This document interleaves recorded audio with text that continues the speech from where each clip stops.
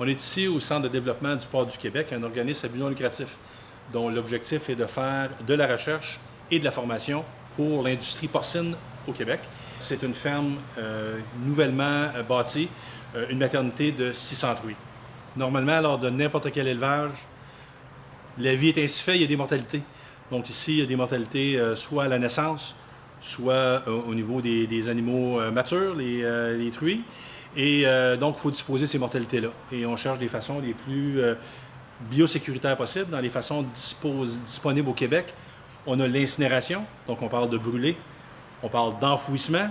Aujourd'hui, avec la nappe phréatique et tout au niveau de l'environnement, on veut réduire l'enfouissement de matière organique.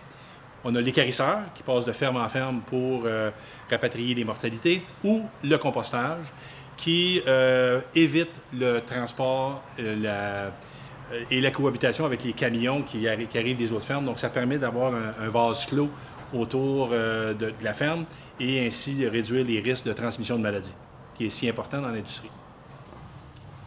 Dans les enjeux au niveau des décisions pour l'installation d'un système de compostage, le bien-être des employés, la question aussi de la protection contre les intempéries, il a été décidé d'installer le système à l'intérieur et aussi pour permettre aux employés, à une seule personne, d'être capable de circuler avec les mortalités et les introduire directement dans le composteur sans avoir besoin de recourir à un tracteur ou à un équipement particulier.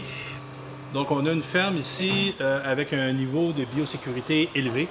Lorsqu'on a un animal à incorporer au niveau du composteur, il arrive de la ferme, qui est considéré comme un endroit biosécuritaire, et déchargé sur un élévateur à ciseaux et ensuite basculé à l'intérieur du composteur.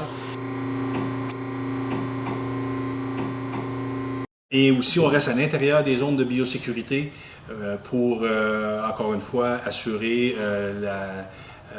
au niveau sanitaire le respect des normes. On est ici dans une installation intérieure, donc il est important de gérer les vapeurs et les odeurs qui pourraient émaner du système de compostage.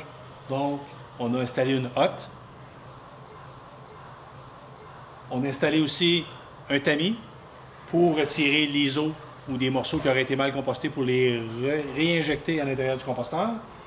Le matériel composté est entreposé dans des sacs qui sont déjà pré-perforés pour permettre de continuer à amener de l'oxygène aux bactéries dans le sac. Donc, on peut maintenant entreposer.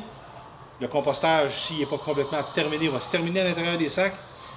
Et au niveau de l'entreposage, ça nous protège contre les problématiques de lixivia. Les eaux tombent dans un contenant à l'extérieur ici. Donc, ceci nous permet d'avoir un système un peu plus intégré. Lors des décisions pour l'installation d'un système de compostage, il a été décidé d'incorporer un panneau intelligent pour être capable de suivre à distance les opérations, les températures, les feux de moteur, de suivre certains paramètres à l'intérieur du composteur. On est aujourd'hui dans une agriculture moderne et on veut savoir ce qui se passe à distance. Donc, ce composteur-là est muni de ces équipements-là.